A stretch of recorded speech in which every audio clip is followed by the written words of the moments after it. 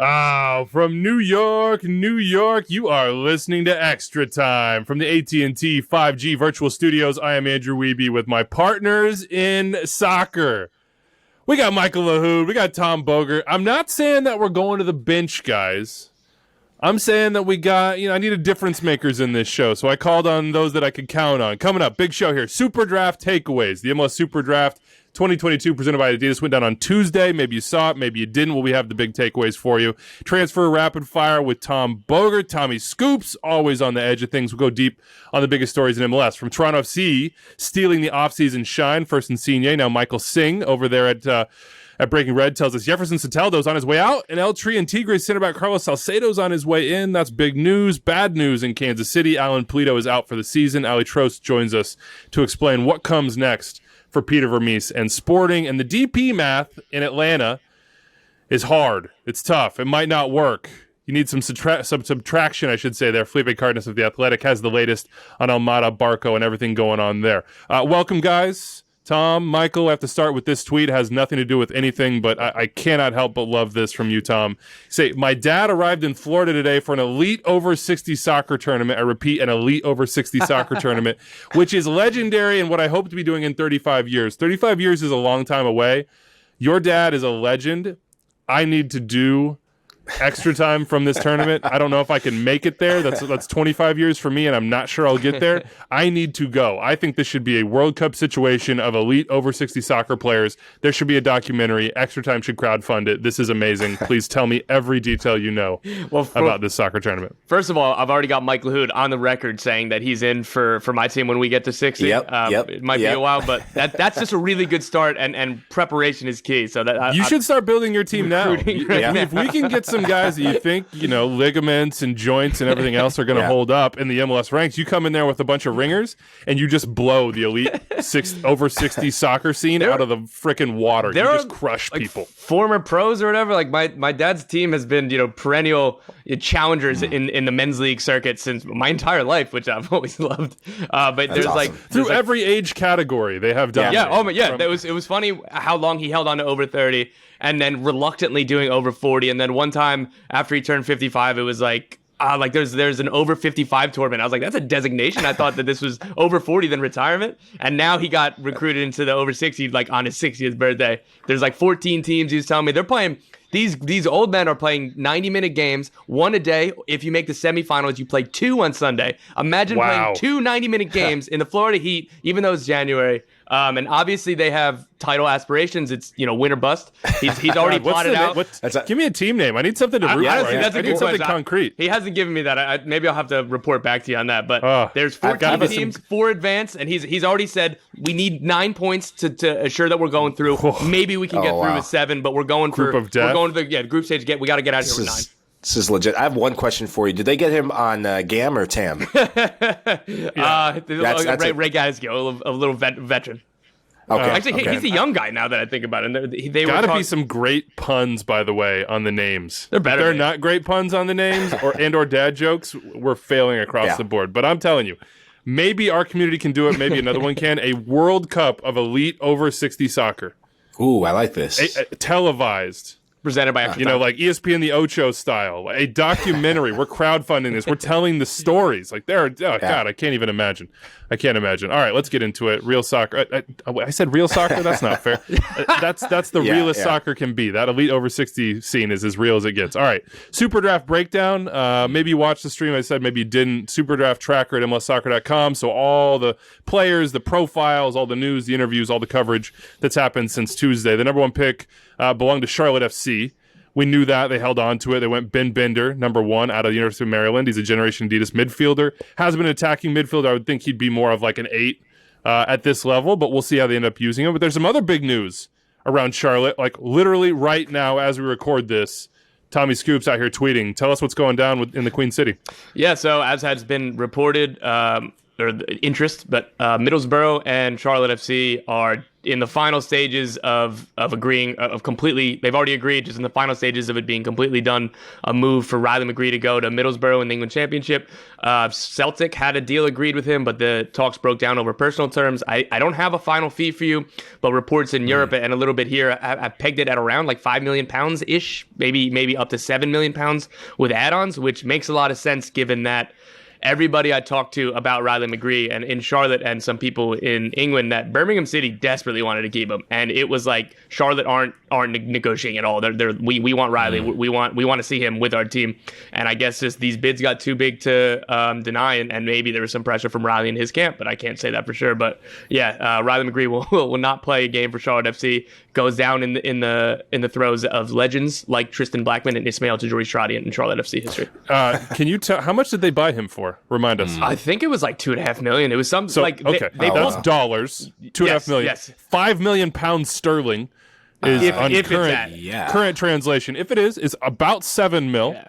And if it would be $7 million, again, pound sterling, that would be almost $10 million with add-ons. That'd be with add-ons if it's up to either way. Stop trying to poo-poo this time. They bought him for a small number. Yes. They're going to sell him for a much larger number without him ever coming.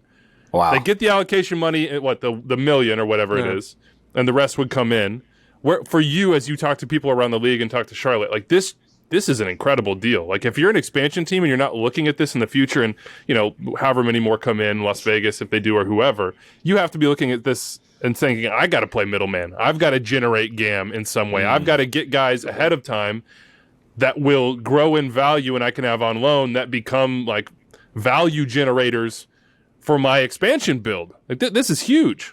Yeah, I mean, what's unique about this is that Charlotte were agreed, and Sergio Ruiz, they weren't necessarily aiming to sign players so early. Like they were open to it obviously by signing, but it was like these are two deals that are too good for us to turn down because of the market is depressed because of COVID-19 and the pandemic. So this maybe isn't necessarily replicable, but it's definitely a good idea, as you point out, that if you have the funds there and you're willing to, I guess, take that risk and sign somebody and put out the money like a year and a half before you go into play, like it's not bad. And the ramp up time, and St. Louis will be looking at this. They expect to be active this summer. The ramp up time, if you've got infrastructure in place, you can just wait and choose and pick the right deals and whatever, if something screams like big value to you, you can do it, or you just wait and you start signing players as you get closer to your build. We'll see what happens, but that's nice for Charlotte. It'd be maybe nicer for them in year one to have Riley McGree, but allocation money, pretty good as well. What did you think of Ben Bender, Michael, number one overall? Was that the right pick, you thought, in terms of talent and upside?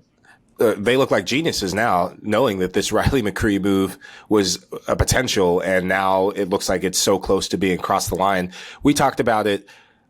Sometimes your number one pick is the most talented player, and you get him. When I was at Philadelphia Union, Andre Blake was by far the best player in that draft, and we're seeing the dividends paid. We had enough goalkeepers, but they just couldn't pass up a goalkeeper like that and a player like that because they thought of the future. But in this case, two things are true. This is a needs-based number one pick, and he is a good player. Make no mistake about that as well. He is more of a box-to-box midfielder at the next level in Major League Soccer. He's a runner. He likes to make those deep-lying runs. He times his runs well. He's a left-footed player, left-footed attack-minded midfielder, and he's got a good eye for goal. Can mix it up, whether it's finding the bottom corner or picking the top corner, and I was impressed at how he combines with teammates. He's not one-dimensional in just running. He'll look to combine if it's a deep-sitting backline. That was at college, so he'll have to develop his game and be more dynamic. Physically, there's some question marks about that. How will he stack up physically? He's 6 feet tall, but he's a bit wiry. But this is why you get him in the gym, you bulk him up, keep him away from the Carolina barbecue. If anything, the barbecue's too good to pass up. But for a young player like this, get him fit, get him strong, and he'll be good to go. Oh, you spent some time in California, in the Carolina yourself. All right, top 10, or I'll give you the top 5 here, and maybe we'll run you through the rest of it, and you can go to MLSsoccer.com for the rest. Ben Bender, as we said, to Charlotte, number 1. Roman Celentano, the goalkeeper out of Indiana, to FC Cincinnati. At 2, Isaiah Parker. 3, to Dallas out of St. Louis. Might be a winger, might be an outside back or a wing back. TBD on that one, but Dallas had traded into that spot from Toronto. basically to buy out Dom Dwyer, and you'd think that'd mean to buy out Josie. We'll talk to Michael Singh about that later in the show here. Thor Ulfarsson to Houston, the forward out of Duke that, he came across your radar, I'm sure, for what he did against UCLA in the tournament. Has some banter to him. And Kip Keller, another Generation Adidas 5 to Austin. 5 Generation Adidas off the top, so that's a trend. I'm going to, as I give sort of my overall field trend takeaway from the day, which was an insane one, thank you to everybody who watched the SuperDraft. Thank you to everybody behind the scenes and in front of a camera on that thing. It is the most incredible show of the year that we do. It is a lot. There are so many things that go into that, and to do it all live, kudos to everybody. I had a great time doing it. My big takeaway is, you're going to hate the narrative if you hate my narrative thoughts out there, but people like to poo-poo the SuperDraft, say how much it means, say it's not worthwhile, whatever. Look, soccer terms, it's been disproven in the era of TAM. We know that. There are huge names. There are $1 million transfer fees. There's TAM and GAM flying around the league for these guys. It is not a critical mass thing. So you're not going to see, whatever it is, 28 times 3 and then extra picks coming. Those players are not all going to make it. Luckily, now they have a better chance to make it. And MLS NEXT Pro should help with that. But there will be players that come out of it. But most importantly, man, look at what it means to these kids and their families and their coaches and everybody involved in their lives up to that point. Even if you want to sit here and be like, this guy probably isn't going to make my team. Like, watch them cry with their families and tell me that this doesn't matter. You can quibble with me about how it's done or whatever, but I can't see a world in which the SuperDraft shouldn't be a part of our ecosystem here. Think of Farai Mutatu and his parents on Zoom and what happened in that room when Farai saw his mom and his dad's face smiling back at him. The message they were able to send in that moment, the fist pump and the bender pick from the older brother in the back when he thanked him. And that his older brother just probably whooped his for 10 years. You know what I mean? He's part of that development as a player. Those are the moments. And so I just want us all to instead of being so deep in our little soccer world and our but an MLS would be better if, and that doesn't matter, XYZ, these are kids that have worked their entire life to get to a point, and to hear your name called like that and to share that with your family and your parents and your coaches and your teammates or your twin brother, depending on who you are in this draft, they will never forget that. That will be important to them and their family forever. It changes their life. It changes their perception of themselves, even if they don't make it. The validation of being drafted in that way, of all those years and that hard work. Sorry, that's the end of my rant. Every year at this time, I'm like, man, come on, people, have a little bit more perspective than the MLS vortex. You don't have to be inside it all the time. My other takeaway, Chicago Fire had a nice day. Good day for them. They need good days. And I thought the Kendall Burke pick and the way they picked up allocation money throughout to move down is good. Burke is about to go on trial or training or whatever you want to call it with some championship teams. Trial, yeah, good center back to say, you know what, we're going to take a chance. That sort of bet, I think, is what the SuperDraft is about trying to get him in there. Who knows what's going to happen? He's a really good player who can impact your team. Potentially, again, that's the big word, potentially. Go out and do it. All right, I've taken too much time. Michael, you're a much bigger college soccer expert than I will ever be. What was your overall trend that you thought stood out in this draft? Coming into this draft, there were a few attacking players, the Ben Benders, the Osenia Budas, but really the stars of the draft were defensive players, center backs in particular. I think of a Kip Keller, because I'm going to make this comment with only 0 lenses of the Verde glasses on. They got it right with getting Kip Keller. I think a team like Austin FC was surprised. I was surprised to see him go 5th.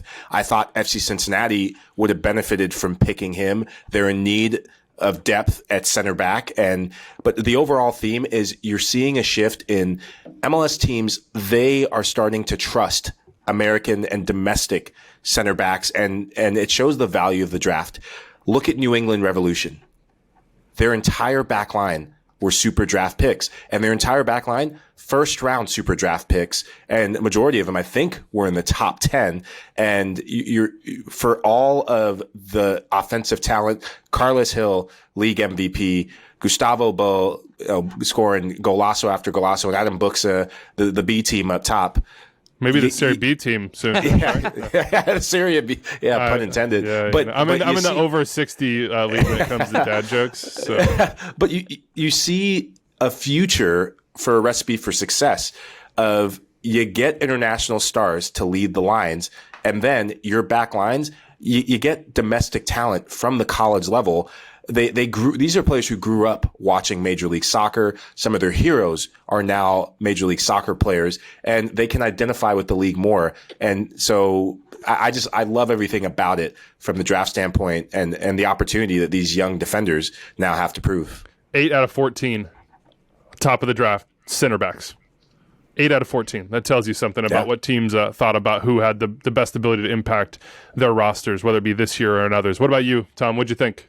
Was the trend, the story that you're like, oh, that's interesting, that people should think about that?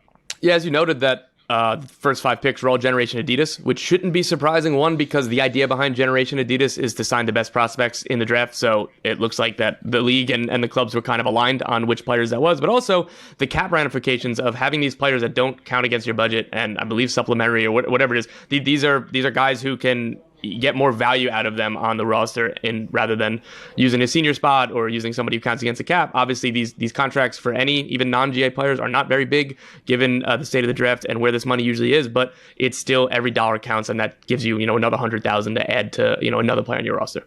All right, best top 10 pick you thought, or best like fit pick in the top 10.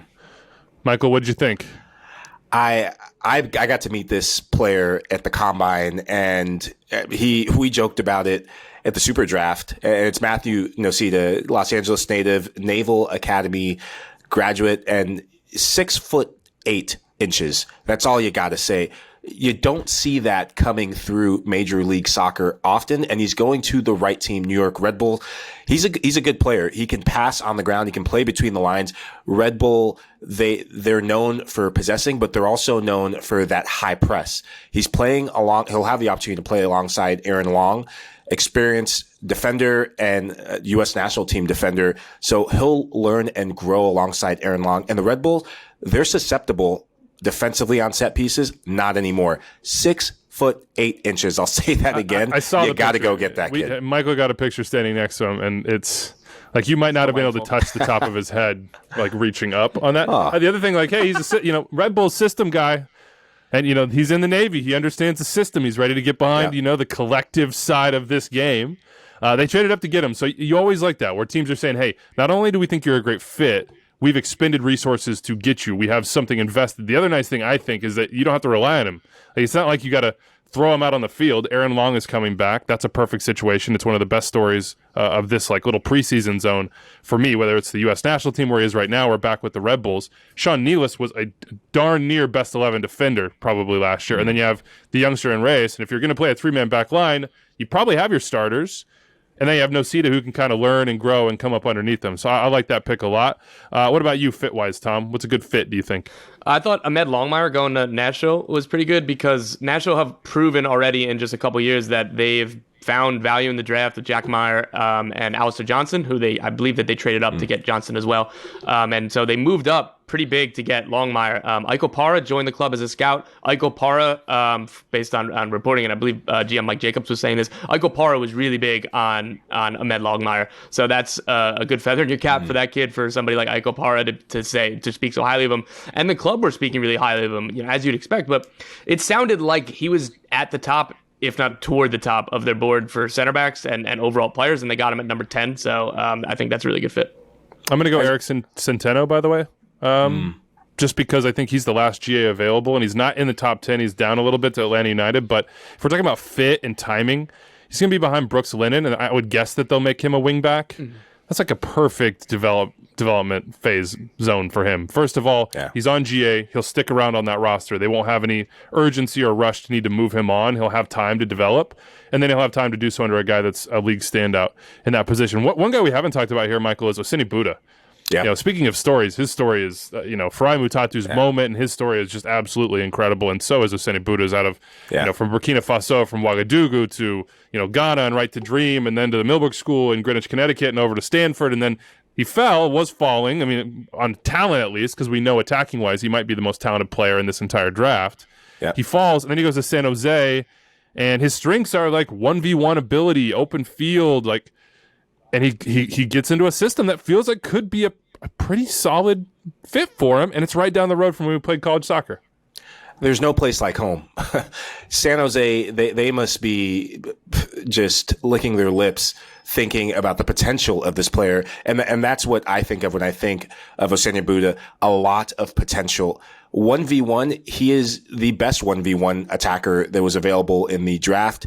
Most talented individual talent. San Jose, think of the Christian Espinozas, who, when fit, he is one of the best assist players in the league and wingers, providers in the league. But say Christian Espinoza can't play for whatever reason, you have a player that is an impact player you can put in the system. He'll defend too. Matias Alameda's team, they go man v man. No other team does it. When they go to press you, they play that high line. Now on the counter in transition, you have another player. Think of the Cade Cowles. This guy has speed as well. Cade Cowles is just rapid off the ball.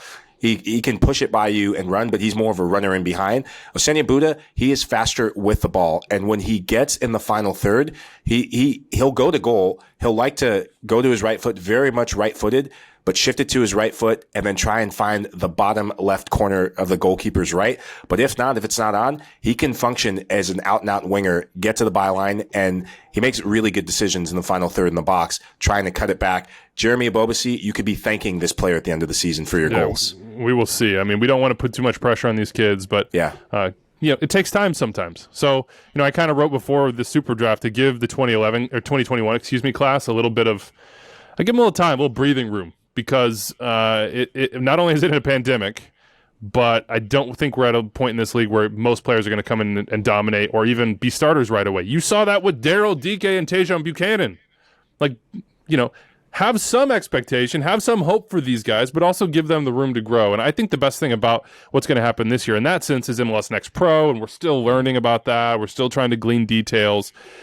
I think before we move on here and get to some of the bigger transfer news that is going to impact first teams probably more consistently, Michael, I just want to hear from you, because we talked a lot over the course of the last week or two about the beginning of your career, but I don't know much about what happened with you and how you feel about what happened after that. I mean, Chivas drafts you, you're there, you're with the Union, you're with the Cosmos for a hot second, 7 wonderful games, I'm sure, and Miami FC in ASL once again, USL with Cincinnati and San Antonio, International with Sierra Leone. Like, you've seen a lot of players and been with a lot of players who've seen a lot. What is MLS NEXT Pro in the ideal world from a player's perspective? Like, what do you hope it could be? It's another opportunity. And Major League Soccer has changed so much from when I was growing up playing U.S. club soccer and then going to college at Wake Forest University, which I've been waiting. We talked to Alistair Johnson. Gotta give my shout. I thought you might have just hit a workout, and I was like, is this just like his workout gear? Like he's just fitting it all in? The Wake was underneath the camera line during this podcast for those watching on YouTube, so I'm learning as you are. Game worn from his last college game, unwashed. Yeah. Well, still, I might have to put some Febreze after. Thanks for giving me all that credit there. I hope it's the wash. But when I saw the development of academies, I thought that was a game changer, and we're seeing it. NYCFC, they're showing it. Other academies throughout the league, they're showing the benefit of having academies. But when I think of MLS NEXT Pro, I think of these college soccer players. So often we see college soccer players fall through the cracks, and it'll give validation to the SuperDraft, and it'll give added value to the SuperDraft. Not only do you get the rights to a player that you get through the draft, now they're going to be in the MLS ecosystem.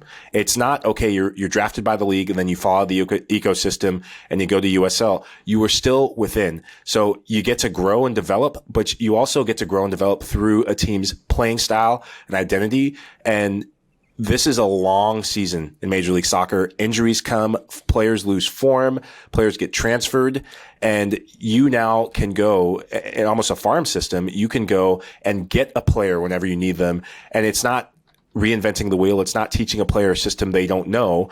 They just need time. And you said it best, Andrew, of so many young players, they just need time. Players develop at different speeds. Physically, a lot of these guys are still developing. And in a few years, I'm excited to see which one of these players that go to MLS Next Pro, how they impact a Major League Soccer team. I mean, I just think, we're going to talk about Graham Zusi in a little bit, for instance, with Aly Trost, and he re-signed in Kansas City, one club man, but he was not a starter when he got in. Out of a national championship quality team in Maryland, was not even close to a starter on those Wizards teams back in that era, worked his way into this career we see now. But there are more guys like that. The more players like that we can cultivate and produce and have within our system, our league, our national team, we need to try to maximize talent everywhere. That's the whole challenge with the U.S. So that's the super draft, a quick version of it on our side at least. I'm just going to throw one name out I'm excited for. Mo Omar going to Colorado. I mean, I don't know. Mayaka we haven't seen hardly anything of him, but, maybe those are guys that push up in if Cole Bassett moves or if they sell somebody else. I don't know. But I liked that pick. I think he's a good player. Could be a center back in their back three as well. Let's say they move Austin Trusty. A good project pick there for Robin Fraser. You got a name? Just a quick name? I don't even need analysis. Just one to watch from the second and third round, Michael. I got to see this player play quite a bit during the college season. Pedro Fonseca, I was surprised that he was picked as late as he was, but he's going to the right team, Real Salt Lake. They're dependent on their wingers. A player that we're going to talk about in a bit, with Albert Rusnak, a free agent and pending move elsewhere in the league. Real Salt Lake, they're probably going to change their formation. Damir Krylak is the main man now. He will most likely be the captain. So you're good up front. Bobby Wood and Rubio Rubin, they're going to be leading the line. But now you have a player that you can bring in that has depth, adds depth to this roster. They have speedy wingers. What I like about him is he's so crafty. He brings that Samba Brazilian style, not just beating you to his left, but he can go both directions and shoot with either foot. And that makes you an asset when you're versatile like that. We'll see if he can break through. That's the challenge for all these guys. It kind of starts now for them professional level. You get that moment of validation, and then you got to go do it. All right, news around the league. Taylor Twellman tweeted it, and then Austin FC reported and said, hey, this is official. They have finalized an agreement with 25-year-old defensive midfielder Jhojan Valencia from Colombian champions Deportivo Cali. 7-figure transfer fee involved, says Twellman. What do you think about this signing, Michael? It could prove to be their most important signing for 2022, coupled with what they do at the back. With Valencia, you get a proven winner just coming off a first division championship in Colombia, but you get a mobile defensive midfielder who's hungry. What he does best, he tackles the living bleep out of people. He's aggressive and athletic, yes, but he's a smart soccer player. He reads the game so well, and when he leaves his foot, the timing of his tackles is really important. It changes Austin FC's potential formation, what they can do with the likes of an Alex Ring. Maybe Alex Ring stays as a 6, maybe he pushes up as an 8, which we've seen in 2021. And Sebastian Driussi, this is the type of guy that you could end up thanking for the freedom that you get to attack. Freedom! Yeah, freedom. Now you get to attack knowing that you have a guy behind you who can cover so much ground and transition. Austin FC, they're at their best in transition when they were on. Now, still, the back line needs to be addressed. They did that a bit in the draft. Charlie Asensio, national champion with Clemson, coming in at left back, adding depth. Ben Sweat leaving to Sporting KC, and John Kolmanich was the only left back up until this point. Aiden Stanley had left as well.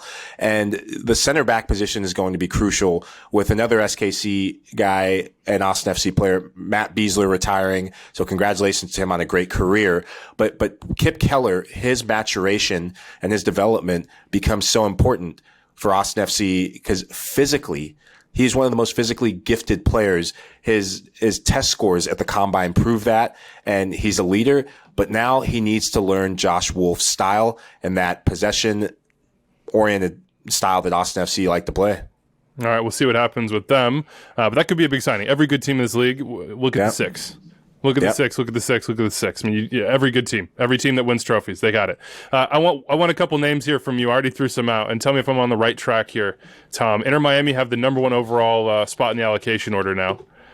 They got that in the Christian McCoon trade with Charlotte FC. So Charlotte FC get a young center back, and they have an opportunity now, Inter Miami, to make a move. I threw out right back because that is a big black hole on their roster right now. I mean, they are ripping the thing apart, understandably so. You have DeAndre Yedlin, who could be available.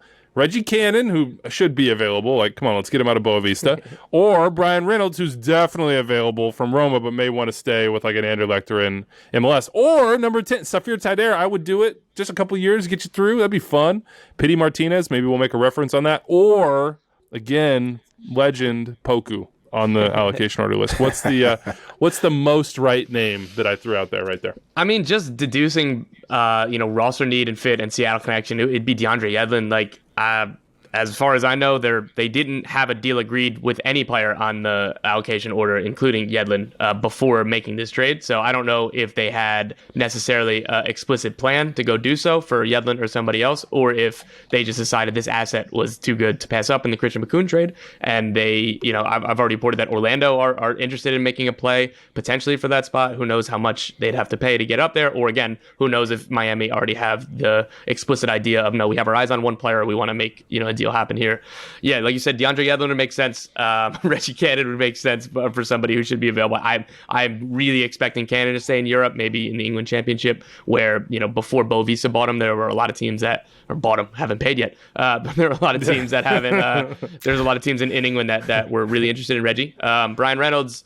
I can imagine that Miami would want him, or he'd somebody who makes sense, but I'd be absolutely shocked if there was anything serious going on with MLS. There's talks with Anderlecht, which would seem the most likely destination, loan with a purchase option. Hull City are genuinely interested in him, and I believe they just got a new sporting director. And Club Brugge, anybody who Anderlecht is interested in, Club Brugge is as well, and it goes vice versa. And Club Brugge also that's probably honestly where he should have been transferred from Dallas rather than Roma, but Club Brugge did come close to acquiring him originally. So I very much expect it to be one of those three teams rather than us trying to talk ourselves into Brian Reynolds coming to Miami or anywhere else in MLS. I'll talk myself into anything I want to talk myself into. All right, I'll talk myself into any number of things. The Josh Sargent to Sporting Kansas City, and Josie Altidore to Orlando City. You let my brain work. All right, Tom.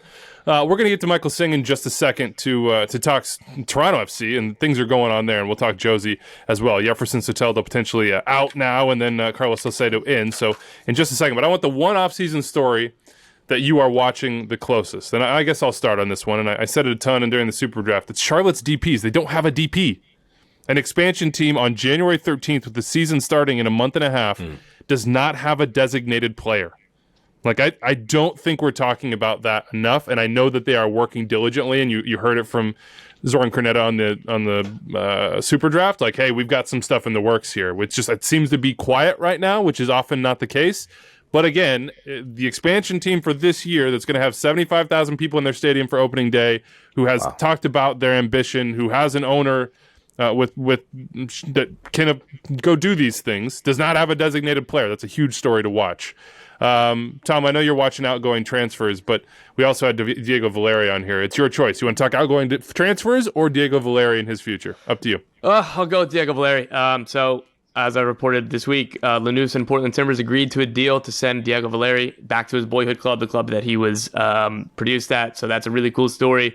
His contract would have been too big. This has been an exit that both parties are kind of working on. Its timing made sense. There had been interest from other MLS teams, but I think that this is the best resolution for player and club and everybody.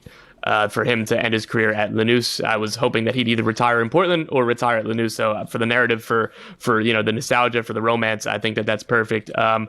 They are the deal's just about done. I'm not expecting it to be official or announced until next week, but they are talking legacy events for Diego, and to truly appreciate his time and everything that he's done. He is absolutely the blueprint of what you want for a DP in this league. He's a trailblazer. He's somebody who helped really open the market of Argentine players coming to MLS. There are not enough good words that you can say about Diego Valeri, the player in Portland, and Portland signing him and keeping him and everything else, just like with Diego Chara. But one of the talks is a testimonial game between Portland and Lanús for Valeri, which would be really cool. To my knowledge, there have been very few, if any, testimonial games in MLS. So I think that's a cool thing that they can kind of start. And then you look at other players, like maybe Ozzy Alonso has one in Seattle when everything's all said and done. Things like this. Like, I hope that becomes more of the culture around here. And I think it's really cool that Portland are appreciating this legend and giving him his due. And hopefully, again, that those deals are confirmed, finalized, and announced. But that'd be a really special event.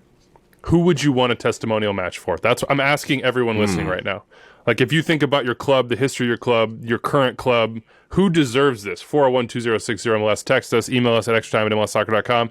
At Extra Time, we might put this one out on Twitter as well, because that's a good topic. Get you thinking on that. I will just say that it's awesome that he's going home and finishing there. I hope he comes back home at the end of all this, once he retires. And when I say home in that sense, I mean Portland, because that is truly one of his homes.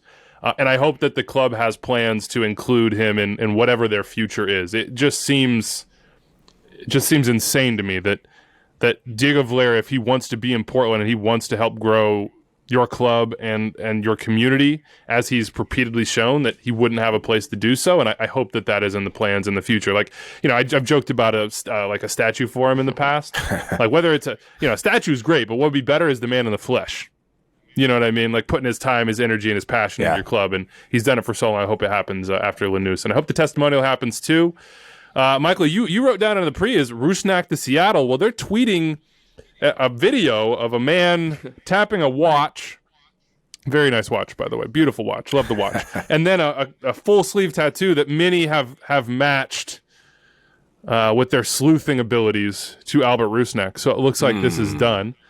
Yeah. What do you think as it nears its conclusion here? I think this, if they can get all the money and all the league metrics sorted, I think this is a game changer for them. Last year, he had a slow first half of the season, but when he is on, he's a baller. You get Rui Diaz up top, who can score goals, Nico Ladero underneath, and now Albert Rusnak. The Sounders, they leapfrog. I mean, they were really good last year already, and they just amazing. They become one of the favorites with a move like this, and it shows the power of free agency. And that's a topic that I'm looking forward to. With the international market being more of a depressed market, within MLS, look to free agency. I look at list of guys here. BWP, what's going to happen with him? He can still score goals. He showed that at LAFC. When he's motivated, he's getting up there in age, but you have a goal scorer. Who's going to get him? Will Bruin. With Rusnak coming in, what's going to happen with him? Does he go back to Seattle? He's a guy that will get you goals. And gosh, Nick DeLeon, TFC, free agent as well. I know there's a revamp in the Great North up in Toronto, but he's an MLS vet. He's a guy that's going to compete in midfield. He can score some highlight reel goals, but I'm really interested to see what happens with free agency. Yeah, more to come on that. Sebastian Blanco as well. All right, we got to get to the biggest news of today, at least, and we got to get to Michael Singh. All right, let's turn to the news of the day. Early on in my timeline, Michael Singh dropping a bomb at Michael Singh 94, covering Toronto FC. Sources say Toronto FC have reached a deal that will see Jefferson Soteldo depart the club after 9 months. In addition, he's confirming TFC will acquire Mexican international center back Carlos Salcedo from Tigres. You know him from way back in the day at RSL and, of course, in international stuff. It's an AT&T 5G call to the field to the 6. Michael, what's up, man? To the 6. I like it. Hey, thanks for having me, though. Big fan of the show. Hey, we're not as, I'm not half Canadian like David claims to be, but, I'm very interested in what's happening in Toronto right now, and you're leading the charge here. So tell us about what you reported this morning. Yeah, for sure. So I reported that Jefferson Soteldo is on his way out at Toronto FC. It's been a move that's been in the making for quite some time, actually. I think overall, while he was a fantastic player, in my opinion, on the pitch, I don't think he wasn't meshing very well off the pitch with the team. So I think the team was shopping him from everything I've heard.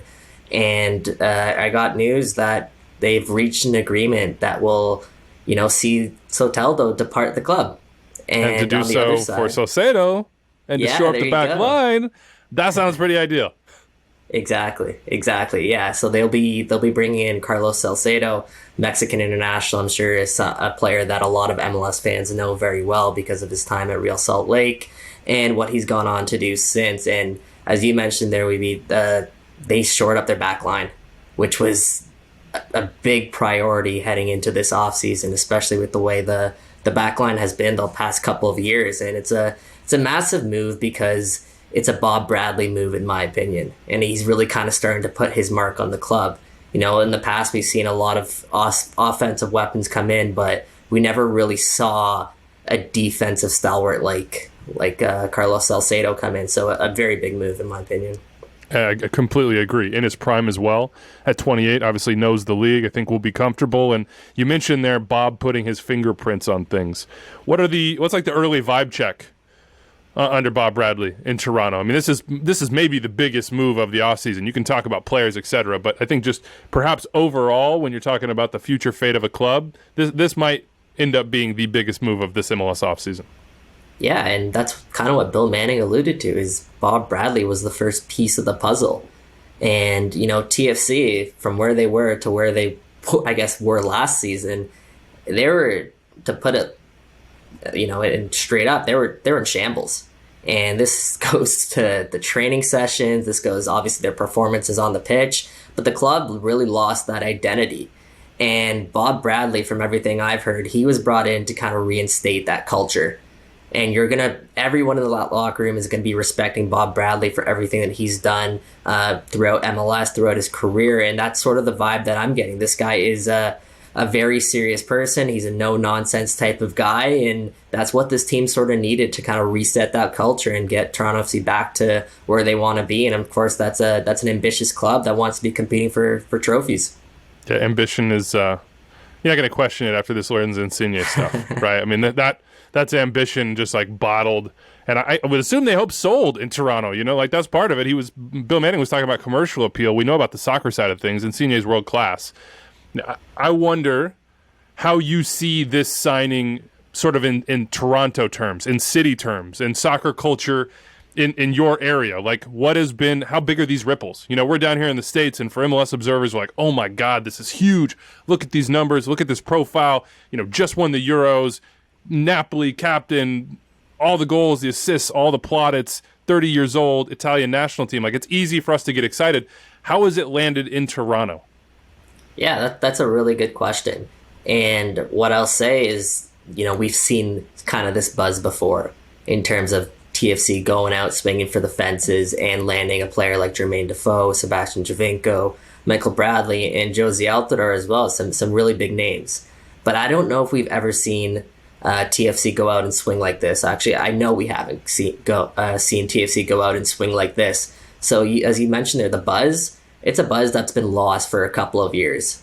And that's kind of why Bill Manning sought out to really swing for the fences here and land big in Lorenzo Insigne, and people are excited.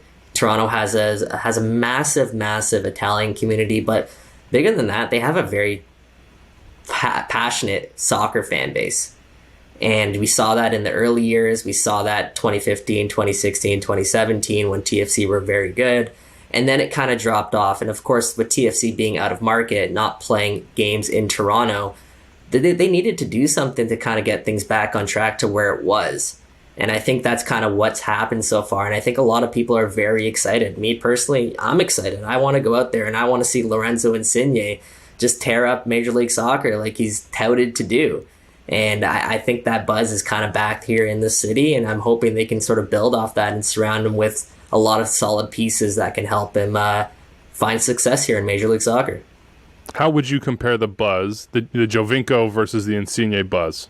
Like, is there a difference? Is there I don't know. Like, do you have a story of like somebody who might be, I don't know, some sort of anecdotally that you've been like, oh, wow, that was weird. Like that hadn't happened before. Or like this person's reaching out. Like, what's going on here? Yeah, I think that's the biggest thing is, when Seba came over, he was a fringe national team player. Let's call it like it is. He wasn't that starter, that name, that household name that everyone knew. And as I mentioned here in Toronto, there's a lot of Italians. I have a lot of Italian friends that are reaching out to me, and they're just like, no, and I'm surprised they knew, about this, because I didn't know their level of soccer fandom. And it stems really from watching the World Cup and the European Championships most recently, where they really learn about these players like Insigne. So I don't know, when Seba came, he had that same buzz. Obviously, your TFC were coming off a little bit of a down season after 2014. So I think the biggest difference is there's a lot more casual fans that are taking notice because of the name, that commercial value that Lorenzo Insigne brings. Giovinco laid the pathway, and Lorenzo's following right along. We won't see him till the summer. It's freezing here in Kansas City. I would take summer right now, probably, if you offered it to me. And I'm wondering what's being offered to Jozy Altidore. That's where we'll end this with you, Michael. What is happening with Jozy? Dom Dwyer's gone. That was a savvy MLS roster rule nerd move. Loved it. Now you get Dallas to buy out a guy you wanted to buy out, so potentially you could buy out Jozy. That was the writing on the wall. Is that the writing that you're reading as well, that Jozy's going to be bought out here soon? Yeah, I think you kind of hit the nail on the head there. And, it's Jozy Altidore, absolute club legend. I'll start by saying that. And really a legend in Major League Soccer. He, by far, is probably the best striker to have ever played for Toronto FC. And what he's accomplished, it can't be, I guess, overstated, really. So I am reading that same writing on the wall in the fact that I've heard that Jozy Altidore will not be back at Toronto FC as a designated player. And when you see that the team is making that transaction, giving up a decent piece of the third overall pick to get Dallas to buy out Dom Dwyer, preserving their own buyout, you can only assume that Jozy Altidore is probably next. So what I've heard is he actually won't be at training camp to begin with for Toronto FC as they kind of work through that process and finalize things. But I expect some news in the coming days, weeks about Jozy Altidore's status here at Toronto FC. I'm just going to throw some things out there. Nobody else is on with us right now, so they can't bat me down. Jozy Altidore, I'd love to see him in Liga MX. I've said this repeatedly. Like, it would be so fun to see him at an America or otherwise. But if he was to stay in Major League Soccer, which would be my preference personally, again, I just want to enjoy watching this league. I enjoy watching Jozy Altidore. I hope, massive hope, that his body is right, that he is right. He seems personally absolutely right now in his personal life, that he comes in and just starts bossing again. I would love that. Love to talk about it. Love to watch it every week. Can I just throw a name out? Orlando City. They need a center forward. I'm not saying this should happen or would happen or is likely to happen, but in team narrative and team chaos, Pato and Jozy as your number 9s, maybe even playing together. I just can't help but you're smiling right now. See, this is the way it works. You're smiling. How could you not smile at that? That could be beautiful. Oscar has the Latin flavor. Jozy speaks Spanish. He's a Florida guy. Get him comfortable. Get him in the right spot. Get him in a place where Sloan can obviously have a base and train. This could work. Orlando need this. I need this. I don't know if Jozy needs this. I'm sure he's going somewhere, but that's my bully pulpit on that one. Hey, he, like you said, he's a Florida guy. He spends his off seasons in Florida. Maybe there is something there. Maybe we can will that into the universe. And Jozy can be picking up the phone and calling Orlando City right now, saying, "Make it happen."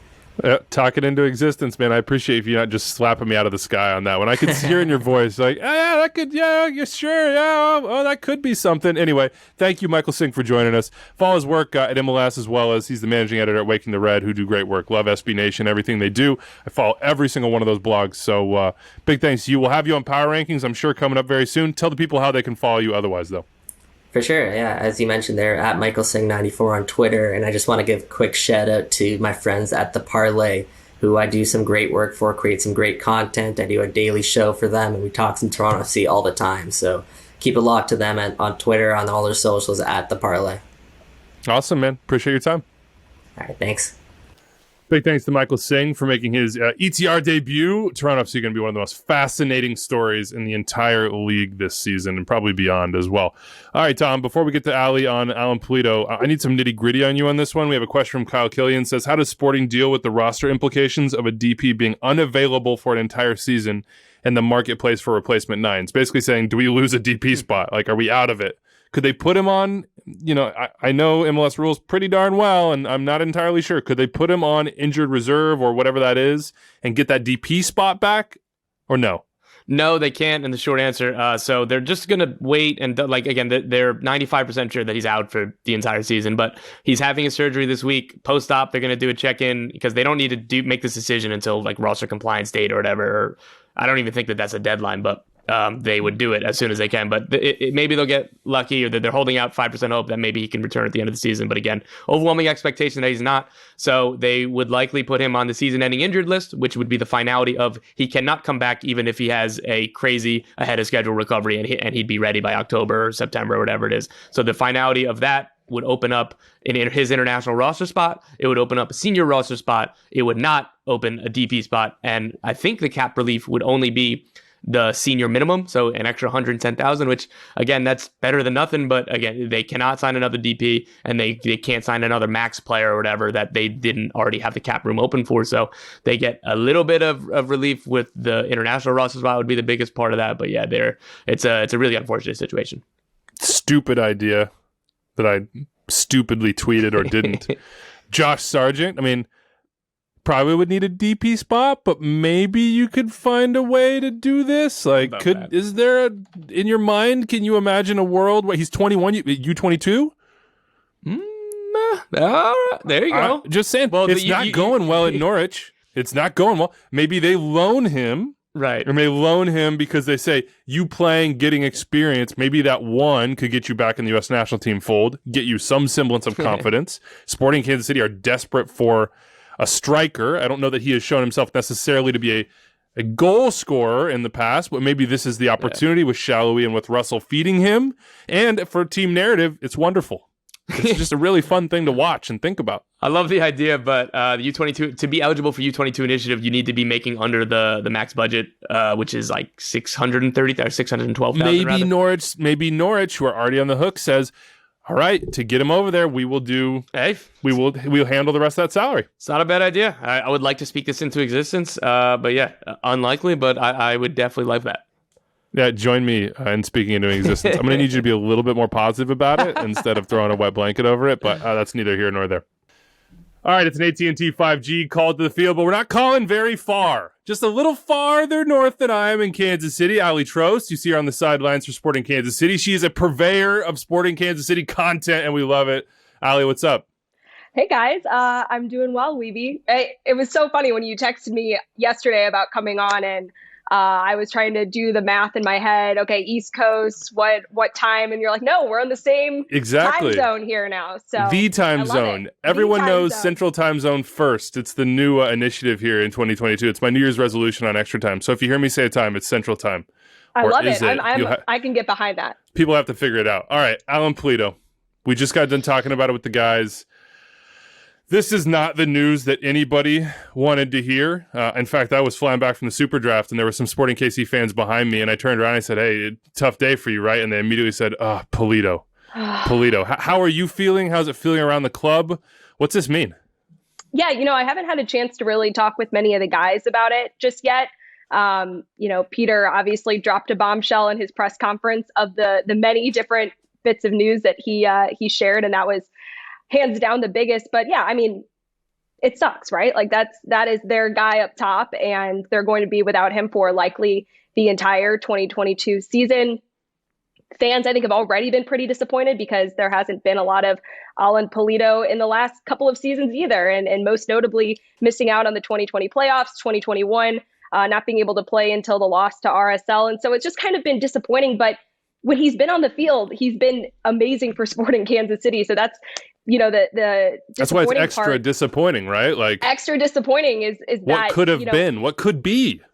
Exactly. And I think it's just, we see the Sporting Kansas City team have so much success this last season, just barely miss out on that number one, see that first finish in the Western Conference. And you'd have to think having Alan Pulido there for more games would have had him not fighting till the last minutes on decision day. They would have probably already been going into that game with the Western Conference wrapped up. So super disappointing, but ultimately this needed to happen. Alan Pulido has just been managing this pain all of last season. This season, if he had delayed the surgery at all, probably would have looked the exact same as last season. So this was something that, while it is tough for the fans, it's tough for the club, it's the best possible case scenario for Alan Pulido if he wants to get the most out of, this next part of his career as he enters his 30s. So it's unfortunate, but Sporting Kansas City now, Peter Vermeer is saying that they're looking to sign players in just about every single position group except for goalkeeper. So I would imagine they're going to look for answers. It's just a matter of what is that answer when you've got all three of your DP spots filled. So, and that's the tough part. That's what Tom was telling us earlier. Is like, hey, this is not a situation of like, all right, injured reserve for Pulido, go out and get whatever you want here. There are limitations. That's probably why you saw him taking Beric in that reentry draft, but then you can't give Beric a DP contract, so maybe he says no. Peter said that's not going to happen. I've heard some rumors about Switzerland, that they're searching everywhere. Like, what do you think is possible here? What do you think is a best case scenario or a realistic scenario? It's Kyrie, and then it's what? There are a few different ways that I feel like this thing could go. Number one, I think best case scenario is that you're able to go out and sign a good replacement backup, someone who can maybe split some time with Kyrie Shelton, just depending on who they get and what they want that front three to look like. You know, Kyrie Shelton alongside Daniel Shalhoub and Johnny Russell has been a pretty good solution up top for Sporting Kansas City if you have Shalhoub and Russell producing at the rate that they did this last season. We've also seen Gadi Kinda play a false nine. He'll, of course, miss part of the beginning of the season with a minor knee injury and surgery, but you know, we've seen that as an option as well for Sporting Kansas City. So I think best case scenario is that they go out and they find some depth up top and maybe someone who can come in and be a more true number nine. Kyrie's style is not, you know, he's not the big goal scorer for the team. He brings a lot and it works well in Sporting system with the way that he plays and opens things up for the guys out on the wings. But you know, it just kind of depends on who Sporting can go out and get. That's going to, I think, really kind of show us what their plan of attack is going to look like in 2022. But they also need depth out on the wings as well. And they need depth, you know, at wing back and center back. So I'm really curious to see, you know, who they're able to go get and when these signings start coming through. A couple guys they got done. Roger, 1-year deal. Zusi, a 1+1 with the option on the other side. It just didn't feel right. I see the pictures going around this morning. I was covering Sporting Kansas City in a different life when Graham Zusi got drafted. I remember the buzz cut, and he is just so different now, but he's a one-club man. It didn't feel right to see him leave. Same thing with Roger. This just feels like his home. Well, and both guys had great seasons for the club last year. I mean, you thought that going into 2021, Roger Espinoza would be just a sole depth piece kind of guy, bring him off the bench, but he played 32 matches, which was the third most of any player on the team. I don't think that was what anyone expected, but with Felipe Hernandez, of course, his season cut short and then just different injuries. Roger was the guy that Peter had to call upon, and he was up for it.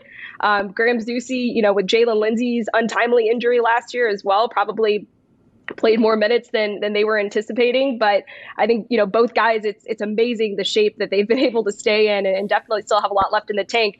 That said, I'd be surprised if they were both going to, you know, play the same type of minutes that they did in 2021 and 2022. That goes to what you're saying, right, about the transfer market getting some more players in. We'll have to see what happens there. By the way, comment from Anders. I still think we should have the chat live on YouTube. Who's more excited about these new contracts for Roger and Graham, the players or Weeby? It's not me. It's certainly not me, but I'm probably close. One other thing I'm excited for, and I'll let you go. Benny Failhaber. We know he's in the club. Weren't quite sure where it would be for him, but Sporting Kansas City 2 and MLS NEXT Pro, he will be the head coach. That's exciting. That's fun. That's what we like to see. I love seeing former players like standouts come back in and be a part of this. Well, and Peter joked yesterday, you know, Benny has been very vocal about how much he hates like conditioning. He hated running despite being a midfielder in Major League Soccer. Like, guy did not like to run. And Peter was joking that now he's excited to have Benny kind of in his shoes, having to get these guys, you know, running laps and doing all the conditioning that he hated so much now as the manager. So no, Benny's super excited. It's going to be great. I think he's really going to bring a lot of great stuff to this role and an MLS NEXT Pro, which, you know, we're going to see how that all shakes out here very soon. But yeah, it's exciting. All right, Aly, great to talk to you. I'm sure we'll be chatting a ton on the Power Ranking show as that gets going this year. And of course, you can watch on the sidelines in Kansas City.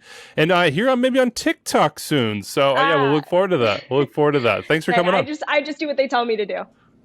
Big thanks to Aly. Always love having her on the show. And we get the Power Ranking show on Twitter Spaces going once again. She'll be a frequent guest, as is the next person jumping on here. Another AT&T 5G call to the field. Felipe Cardenas of The Athletic. Felipe Car on Twitter. Always here to talk Atlanta and so many more things. Felipe, what's up, man? How was your holiday break?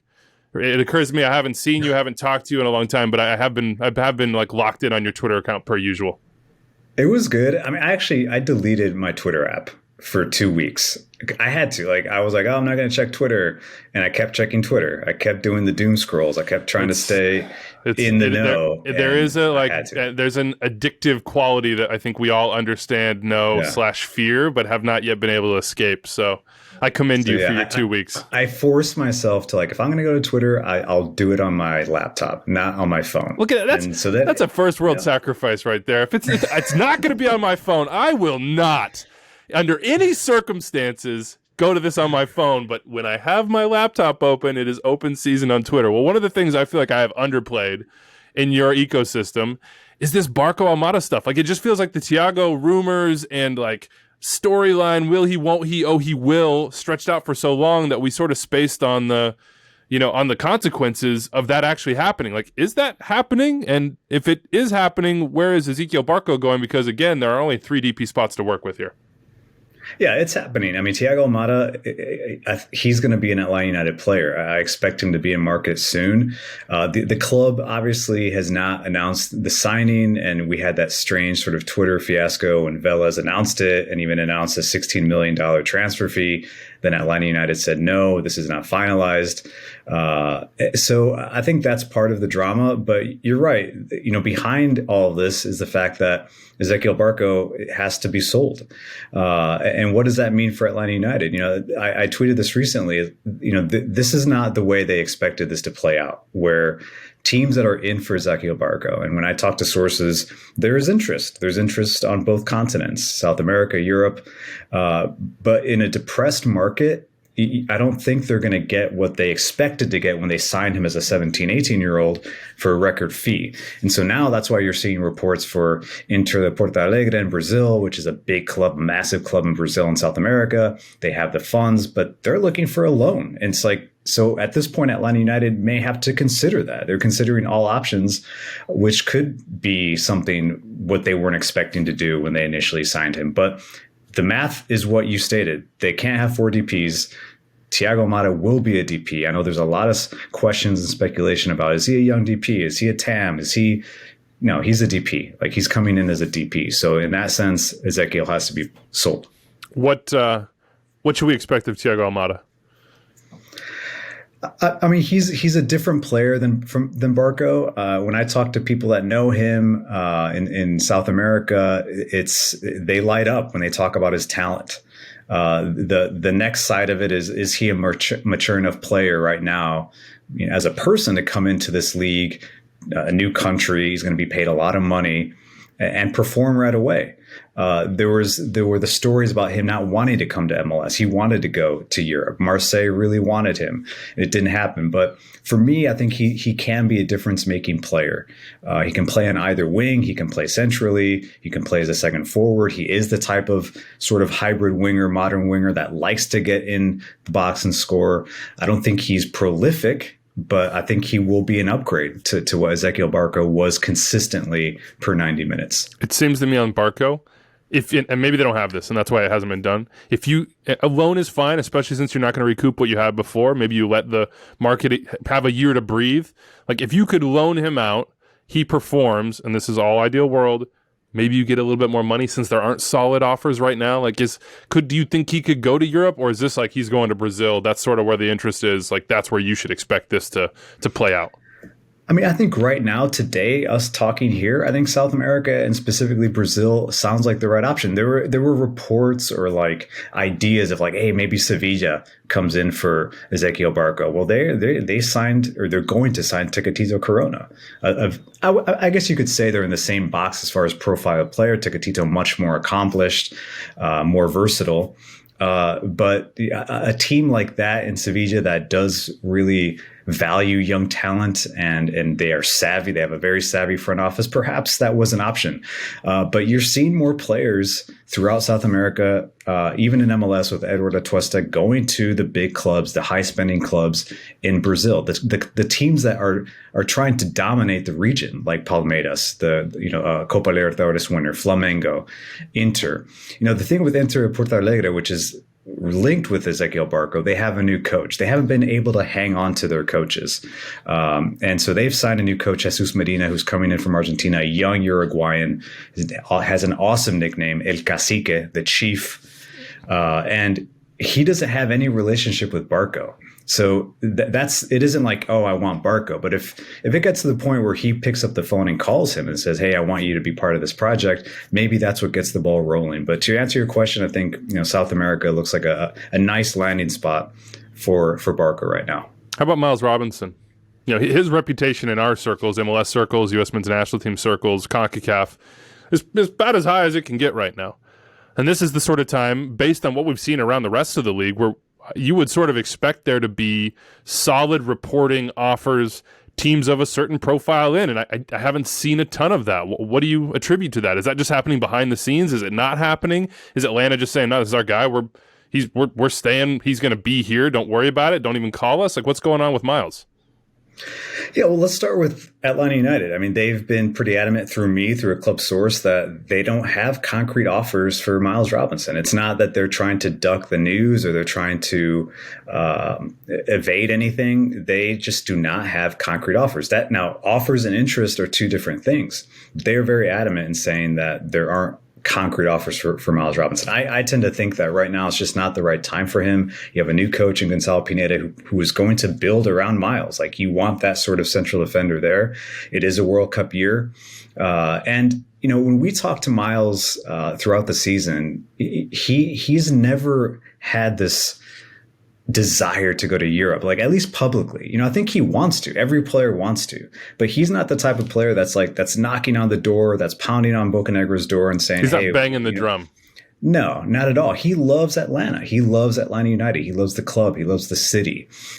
He has made it to where he is with the U.S. men's national team, playing in Atlanta, playing in MLS. And so that is the vibe I get from him, that he's content right now. And, you asked about my vacation. I ran into Miles Robinson. I was going to say, where's Miles Robinson happier, Atlanta or Puerto Rico? Which one? Or Puerto Rico. I think he looked a lot happier in Puerto Rico. Let's just be honest. Yeah, that's fair. He was there with his boys. It was a hilarious, encounter where I left the beach. I'm going to buy a drink. I ran into him with his friends. I tap him on the shoulder, and his first reaction was, "Oh no, oh no."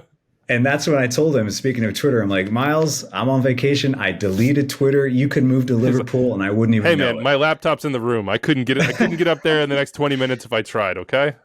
And so, no, we just it was a lot of small talk and we weren't even talking about soccer. But he just looked like a guy that was fired up after the 2021 year that he had, fired up for 2022, and not desperate to move. And so that's where I think Miles Robinson stands right now. That's interesting. May we all run into MLSers on vacation, just for the stories, just for the opportunity to tap somebody on the shoulder and have them say, oh, God, no. Last one here for you. First year under Gonzalo Pineda, and he's starting it with, I would say, significantly less drama than the last couple years have had. But there still is sort of this other side where Josef Martinez is asking for a new contract publicly, and Atlanta's saying you already have one. Like, what's going on with Josef? And then what do you think first year under Gonzalo is going to look like? First full year, I should say. Well, let's start with Josef. The story I wrote last Friday, I think what comes out of that interview is, in my opinion, sincerity. Yes, he's a savvy professional athlete, right? He gets his message out there. I haven't talked to him in a long time. I haven't done an interview with him in, I think, a couple seasons now. And so, the timing for him, I think he realized after the knee injury, after the season that they had, that, perhaps he put in perspective his life. He's talked about that publicly. He values his time here. He values his life, his freedom, the success he has. And he really does want to stay here. I asked him straight up, you don't want to go to Europe. Is that door closed? You had interest in Liga MX. You would be a star in Liga MX. And he's like, I think so. Meaning that he thinks that door is closed for him. But he said, never say never. I just know that I would choose Atlanta 1,000 times over. He was very specific that he wants to extend through 2026, where he sees his career leading up to that important year here in North America as well. And Venezuela as a national team has a project in place that is targeting qualification for 2026 and a new coach in Jose Peckerman, who has already spoken with Josef about his role in the national team. So it was very calculated. It wasn't just like, hey, I want a new contract. Like, he has the number down. You know, he knows where he stands within the top players and the goal scorers in this league. He believes he's at Carlos Vela's level right now. And I think as any perhaps star employee would go, when all of a sudden you're not the highest paid on the team, you start talking to your agent. And so Luis Araujo is now the highest paid player on Atlanta United, surpassing Joseph by just a bit there, but you can understand where he's coming from. Yeah, it feels like a year where he needs to get back to old Joseph sort of production and swagger and place within the team and the league. And then that's going to be a much more convincing argument. For now, Joseph under contract, say Atlanta, sticking around. Quick thoughts. What do you think the right expectation for Pineda is this year in Atlanta? I think it's seen. I think in 2022 we should be able to see his philosophy. Like, what does he truly want to do with this team? You know, you mentioned it before. I think they'll come into the season stress free. Yes, the expectations of Atlanta United are always high, but I think there's even an understanding that this is a young team, that this is a team that went through a lot last year, that they're just still getting used to this new coach that they all like. He's got a good grasp on the locker room, great relationship with their star player, Joseph Martinez, who's had his issues with previous coaches. And I think last year, Pineda, you saw glimpses of what he wants to do, how he wants to attack, how he wants to push the team forward, and how he can dial it back when needed. But I felt like it really limited him as far as how much he put on the players. There were times where he was going back to basics because they were a team that didn't know how to close down games, that were losing leads, that were pushing when they shouldn't push, that were holding back when they should be pushing forward. And so those are things that I think he'll address in this upcoming preseason. And I expect the team to just be better under Pineda in 2022 and be a little bit more solid in key parts of the field and able to manage games that got away from them in 2021. Yeah, certainly more hydrated as well. All right, Felipe Cardenas of The Athletic. Couldn't help myself, I'm sorry. Everything in Atlanta, everything in MLS, and all around the region as well. Love your work, man. Love following you when you're tweeting, whether it's from your phone or from a computer. This is a question, and a very pertinent one, that Tom Bogert had, and I must ask it myself. When on the beach, on vacation, in Puerto Rico, and in need of a beverage, what do you reach for? What is your order? I think I might have drank. I went for a record on mojitos in Mexico when I was there earlier last year. I should say that's all I drank. Yeah, but maybe that was the wrong choice. What do you think? My first drink when I got to San Juan, and again, I lived in San Juan 8 years. My wife is from Puerto Rico, so it's like home to me now. The first drink I ordered was a mojito, and I went an entire day drinking mojitos. Now I like their local beer, Medalla. It's a great beer. And you can never go wrong with a pina colada, but I'm a mojito guy for sure. That's music to my ears. Music to my ears. Thank you so much, Felipe. We appreciate you, man. All right. Take care, guys. All right. Big thanks to Felipe, always giving us the absolute inside information on Atlanta United. Let's hit some rapid fire, get to the mailbag. First off, RSL, some free agent signings. Scott Caldwell over from the Revs. Justin Meram is back. Made sure he was sticking around. A nice run for them at the end of the season. This is a topic that I threw in the rundown, Tom. Jonathan Rodriguez. I had never thought that he might be in MLS. I would love for him to be in MLS. He might have been with LAFC, it seems, but then it didn't happen. Explain. Yeah, LAFC were seriously interested. They've had him on their radar for a long time. They made an offer, but he ended up joining Al Nassr because the allure of playing with PT Martinez, I imagine, is too big to deny. Oh, well, Pity Martinez, maybe he comes back to Inter Miami in the allocation order. I'm just saying, why not? Let's do a little switcheroo. How would that have worked, though? Like, I'm just trying to imagine, just for the sake of imagination. You have Carlos Vela. He's playing in the right wing spot. You have Chicho Arango. He is your forward. Maybe you have two forwards. Maybe you play Rodriguez as like a left-sided tucking in second forward on the wing. I don't know, man. I don't know. I straight up have no idea how you play Brian Rodriguez, Chicho Arango, I forgot about Brian. Jonathan Rodriguez, and Carlos Vela without sacrificing the midfield or asking Ilie Sanchez to play like three people. Well, we will have to find out. That is just a rumor to think about, something to tuck away in the folds of your brain. Here's another. I have a lot of Tom Bogert screenshots in this here. Here's Tom on Eunice Nomley. He has a new team. That's the Rapids DP. He's signed by former FC Cincinnati GM Jared Nijkamp to Sparta Rotterdam. That is a perfect MLS sentence. We'll see what happens. DP spots for the Rapids. How much time have you spent with Robin Fraser, Michael?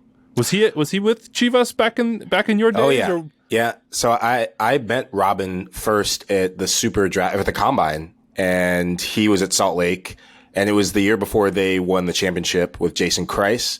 And then Robin was our coach. I think he got the job in 2011. And his assistant was Greg Vanny. So I've known Robin a long time. Yep, big link together. Speaking of LAFC, as we did there, they're going to host the CONCACAF Champions League game, but NYCFC will be the home team for that. It is a little convoluted here, but they're going to be in LA to take on, I believe, the Galaxy. So they're already in LA, having the stadium issues. We know about that. So decided to play at the Bank. You know, it is what it is. I feel for the fans most of all.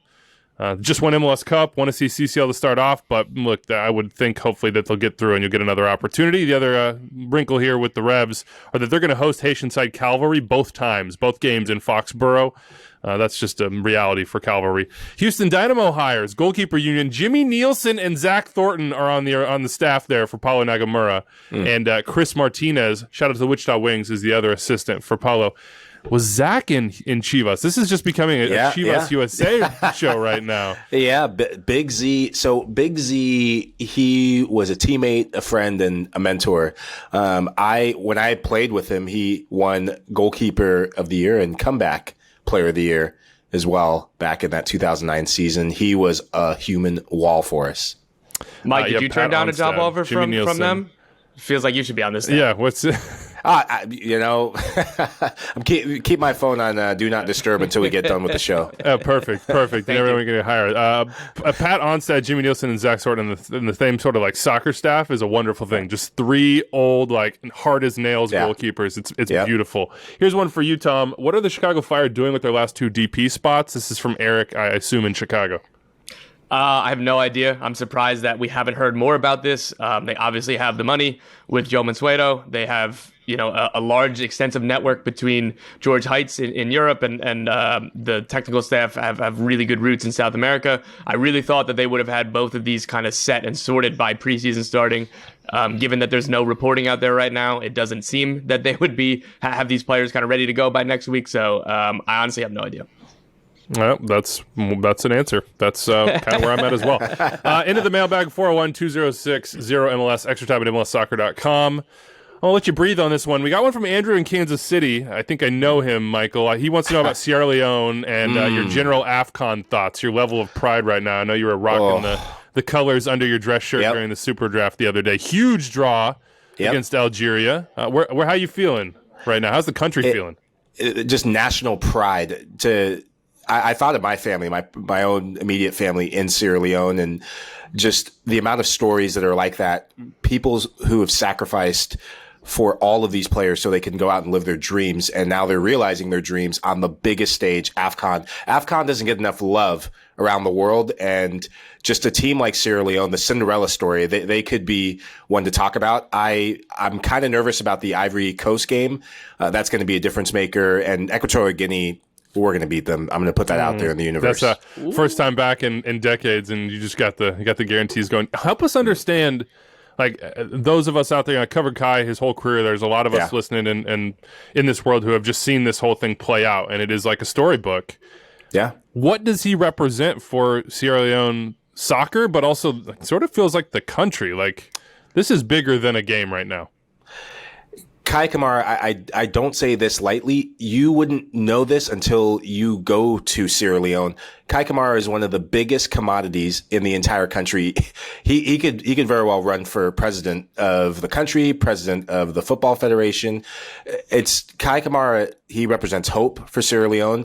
He's been there, done it all. He's played at the highest of highs, and he's an MLS legend. I know he's had his ups and downs within the league, but with Kai comes more than just goals. He's now giving back to the next generation. And to see how many of the current national team players who look up to him, I remember when we were in camp, they sought advice from him. He was almost like a big brother or an uncle figure for a lot of these players. Oh, man. It's cool to watch this happen for him and for the rest of the MLS. There's an AFCON right now. Nuhu. He's running things. You got Jamiro Montero on the field. It's a great tournament. Go check it out. It's a great time to watch as well. Here's that was like a kind of a layup for you, Michael. That was positivity. That was all the good stuff. Here's a little less positive. Jason Gibbons.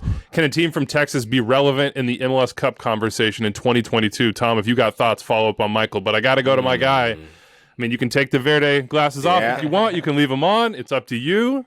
Got a choice. I'm doing one lens of the Verde glasses on today. I'll spare you the rest. Okay. I think this is a crucial year for Austin FC. And during the SuperDraft, I used the word redemption. But the question is, what is volume 2 of the Verde and Black going to be? New signings are stacking up, and from the midfield on, they look very promising, very dynamic. But now it's about the back line. There needs to be more insurance in the back line. You didn't answer the question. Can they be relevant in the MLS Cup conversation in 2022? Oh, man. Well, geez, I already gave my guarantee for Sierra Leone. I got to pick and choose when I do that. So if they make the playoffs, that's relevant, right? I think playoffs is something I expect from them this year. Out of all the Texas teams, I think they are the strongest team in terms of what you see on paper. Obviously, everyone talks about Q2, the atmosphere, the fans, which is awesome. But now they need to put it together on the field. They can't afford to have a Jekyll and Hyde performances. Year one, you get the excuses out of the way because it's year one, it's all new. But now they need to deliver. I think Sebastian Driussi, and also the fact that they have depth up top, Maxi Ruti and Musa Jite release the Moose. I think if those two can get goals and they can be reliable center forwards for Austin FC, then I expect them to make the playoffs and be in the conversation. Oh, I love it. How about the other side of that, Tom? What do you think about Houston and Dallas so far? Do you think that they'll be relevant in the MLS Cup conversation? I'll keep it short and just say no. But I do agree with Michael that I think that of those three teams, Austin kind of have the, I guess, best chance, because there's a path. If they sign a really good center back, which is obviously not easy, that is a pretty dangerous roster. And if the expectation is playoffs, I'm not sure if I would say that yet, but at least challenging for. And then if you get there and you have that top end talent like Driussi and everybody else that you named, like that, that's a team that I think is definitely further along in the conversation than Dallas and Houston. All right, let's finish it with this one. David asks, which team with a new coach will make the biggest jump up the table in 2022? Whenever you answer these questions, the key is, what's the starting point? Like, if jumping, it's a measure of starting point to end point. So if you choose a team that had a decent starting point, you're not going to win this. It's got to be a team that really struggled. Who's the new coach that's going to usher in the best jump? And I'm just going to run in here so fast and take the easiest, most right answer in Toronto FC. 28 points last year. Bob Bradley, you heard what Michael Singh said. There are reinforcements coming. We know Insigne in the summer. Like, just Bob Bradley would have done this for me, but I think that's the easy one. You got some other options around the league here. Chicago could be an option for you. Cincinnati, if you're going for hey, improve the stock because you were down at 20 points at the very bottom. That's a decent one that you could go with. Paulo Nagamura, actually at 30, the Dynamo I don't think have as much room to grow, so to speak. Tom, who would you go with? The first-year head coach is going to have the biggest jump up the table. We'll just say in pure points, not by position. Yeah, I mean, Toronto sees the easy answer and the correct answer, but kind of taking them off the board because, again, it's just kind of too easy. Well, I took them off the board. You don't have to be backhand like that. You could just congratulate me for sound analysis. Well, that's what I'm saying. That's the answer. But I guess just with the idea of the room to grow, it's got to be Cincinnati. Literally, all they need to do is not finish bottom of the league again, and it's going to be an improvement. So that's the biggest room to go. Any other names stand out to you, Michael? What do you think? Paulo. You got Cherundolo, but they have 45 points, so that's a hard one to go with and stick with. It sort of feels like we hit the easy one, so to speak. That's an easy, because Cincinnati was easy for you too, Tom. I mean, I just want to say, I was going to say Cincinnati. I was like, please whiff. What do you think? What do you think on Cincy in this new regime? You played there. You understand that fan base. You were part of the media ecosystem. Like, what are you hearing from your people in Cincy? I would say I would agree with Cincinnati as well, mostly because the time is now. This is year 4. It's time to deliver. They've gotten it right off the field. New stadium, electric stadium. We saw that so many ways with the U.S. national team playing there and what it looks like when they got that first win. And that was during part of one of the heights of the pandemic that they did that, and fans still go to games. These fans are rabid. Now they have to deliver. And I think Pat Noonan, out of all the coaches, the new coaches, he's a coach that isn't talked about enough. Talking to other MLS coaches, even before he got this job, and people in MLS soccer circles, I think he's a guy that will impart discipline. When he played, his career was marred by injuries, but he was just ruthless in front of goal, and he's a taskmaster, no nonsense sort of guy. And I think if he can impart that discipline and create that culture, and he's doing it with a guy that helped do that in Philadelphia, a guy that I know and played with as well, Chris Albright. So the pressure for him to do all that on his own won't be there. He'll just need to focus on the locker room and really the technical side of things with the team. We have one last question. There's a lot of Davids hitting us up, and he hit my text thread this morning. Reminder for everybody out there. Throw out a text the morning of shows. If you want us to talk about something, that is your opportunity. Get in there, bother me. I listen, I screenshot, I drop it straight into the show. David G wants to know thoughts on where Ola, we already talked Josie, would end up in MLS if both are on their way out. I'm looking at Sporting Kansas City. I don't know if you can get Ola down off that DP number. I don't know if he's like a flex. Tom, if you know that, between TAM and DP, like could he be eligible for TAM since they don't have 3 DP spots? If he could be, that would seem to be like a pretty good match, but also DC know that you're sort of over a barrel. So, yeah, it just depends on how much, I guess, allocation money that Sporting Kansas City have at their disposal. 1, to acquire Ola Kamara, and 2, to buy him down, because I don't believe that he was a DP for DC United last year. And if he was, he was obviously able to be a TAM player. So he'd theoretically fit under the cap, but that would just take a lot of allocation money, both in acquisition costs and buying down his contract. All right, that's it for us. 401-206-0MLS, extra time at MLSsoccer.com. This is the end of, I guess you could call it a slower period in Major League Soccer. All the guys are on their way right now to training camps. The Revs are already opened up. They got CCL to worry about. We're going to start our season previews next week. We have 28 teams to talk about. We have a prediction show to do. We have a preview of week 1. There's literally no time when CCL starts in mid-February, and February 26th is opening day. So season previews start next week. We will tweet at Extra Time sort of the schedule there. We'll let you know what's coming. That way you can get mail-in questions. You can help us guide these previews to where you want them to go. All right, big thanks to you, Michael, to you, Tom, for filling in, let's say, for two old hands and David and Doyle. And big thanks to our guests, Michael Singh, of course, on Toronto FC, Aly Trost on Kansas City, and Felipe Cardenas on Atlanta United, and so much more. That's it for us. We will see you on Tuesday. That's another note. Adios.